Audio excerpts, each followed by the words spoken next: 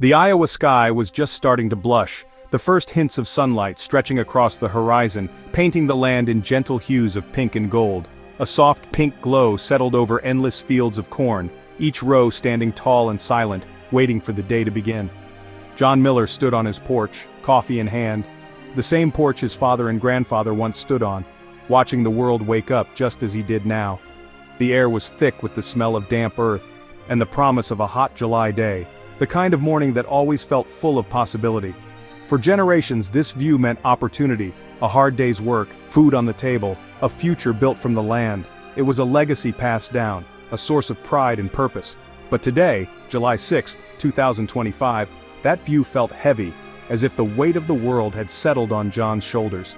The weight wasn't just in the humid air, it was in the numbers running through John's mind, the rising cost of seed, the price of fuel, and the ever-looming loan payment that seemed to grow larger each month.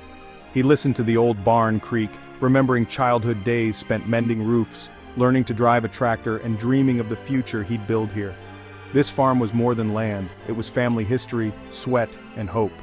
Every inch of soil held memories, every harvest a testament to perseverance. But hope doesn't pay the bills. The reality of mounting expenses and shrinking returns was impossible to ignore. The math just wasn't adding up anymore. No matter how carefully he planned, the numbers always seemed to fall short. Each year, the gap between costs and crop prices widened, squeezing tighter with every season, leaving less and less room to breathe. The corn looked healthy, green and strong, but looks can be deceiving. A good crop didn't guarantee a good year anymore. Prices were set by distant markets out of his control, dictated by forces far from these fields, by people who'd never set foot on this land. A good harvest no longer guaranteed a good year. The old assurances had faded, replaced by uncertainty and anxiety.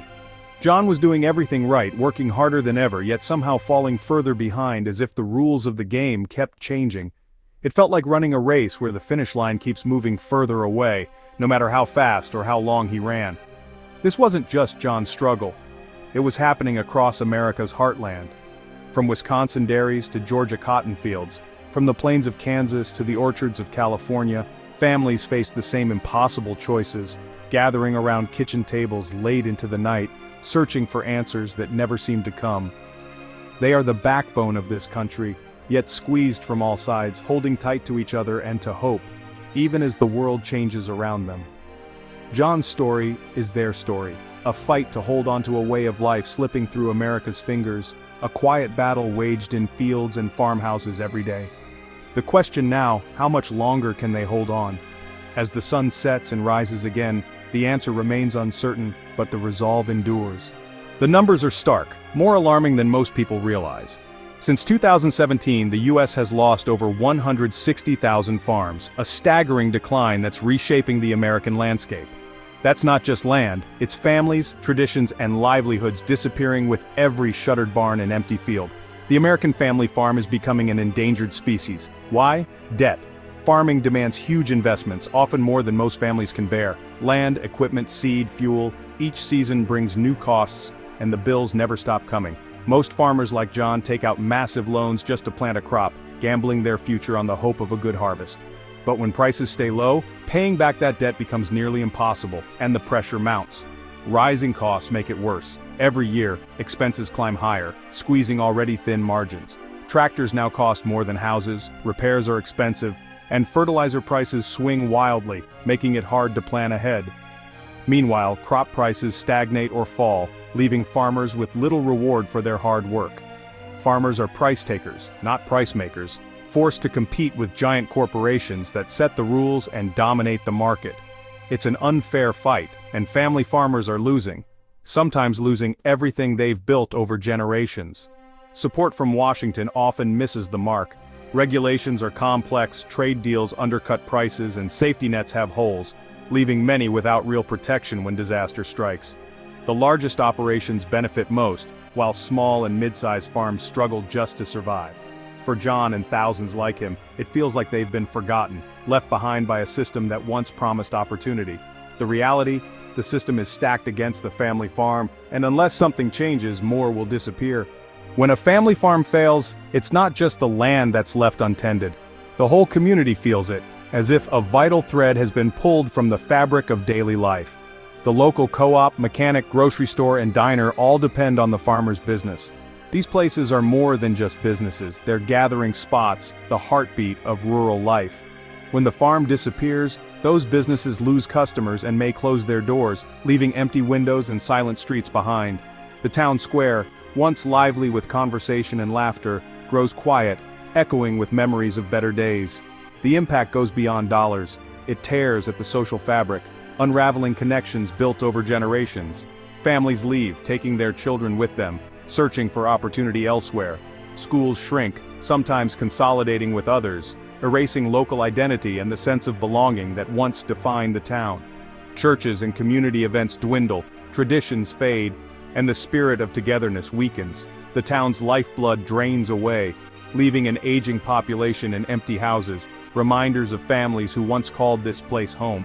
This isn't a sudden collapse, it's a slow, steady decline, almost invisible at first, but relentless over the years.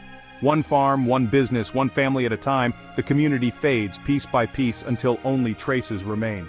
Children see the struggle and leave for the cities, hoping for a future that their hometown can no longer promise. What's left is a hollowed-out version of what once was, a ghost of a thriving community, haunted by memories. The loss of the family farm is the loss of rural America's heart, its traditions, and its hope for the next generation. The question remains, can these towns survive without their farms, or will they find a new way to thrive? Or will they become just another memory on the map, lost to time and change, remembered only in stories and photographs? For farmers on the edge, government programs can mean survival.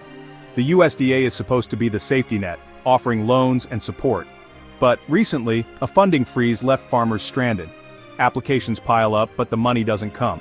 For someone like John, missing a loan means missing the planting window, catastrophic for the year. Some turn to high-interest private loans or sell equipment just to get by. The stress is immense, and the message is clear. Farmers aren't a priority. Trust in the system erodes. While government stalls, the seasons don't wait. Bills keep coming, and the farm's needs are relentless. A funding freeze isn't just paperwork, it's a direct threat to thousands of farm families. The safety net is full of holes and farmers are falling through. As family farms struggle to survive in today's tough environment, corporate megafarms continue to thrive and expand. These massive operations now span tens of thousands of acres across the countryside and are owned by corporations, not by traditional families. Their enormous scale brings huge advantages: bulk discounts, greater market power, and the ability to wait for the best prices. Smaller farmers simply can't compete. The playing field isn't level or fair. Policies and market structures overwhelmingly favor the big players. When family farms sell, they're often absorbed by these agricultural giants. The result? Land and power become concentrated in fewer and fewer hands, and the connection between farmer and land is replaced by distant corporate interests. This isn't just a change in ownership, it's a profound change in the soul of American farming. The family farm is being pushed aside by the rise of industrial agriculture. North of the border, Canada's family farms are more stable. The difference? Policy choices. Canada treats farming as a public good, not just a business. Their supply management system matches supply to demand, preventing price crashes. Farmers get stable, fair prices, allowing them to plan and invest. Safety net programs like Agri-Stability are predictable and accessible. The result is stability. Young people see a future in farming, and farms pass from one generation to the next. Canadian farmers focus on stewardship and quality, not just survival. The contrast is stark. While U.S. farmers compete in a race to the bottom, Canadian farmers thrive.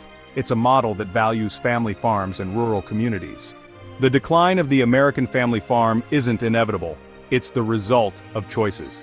We can choose a different path, valuing farmers and rural life. First, strengthen the safety net, fully fund USDA programs and cut red tape. Explore supply management and fair pricing to break the boom and bust cycle. Level the playing field. Enforce antitrust laws and support small and mid-sized farms. Invest in local food systems to keep dollars in the community. This isn't just a job for politicians, it's up to all of us. Buy local, ask where your food comes from, support family farmers. The price of cheap food is paid by farmers, communities, and the land. Protecting family farms means protecting our food, heritage, and nation's heart. The time to act is now, before there are no more John Millers left to save.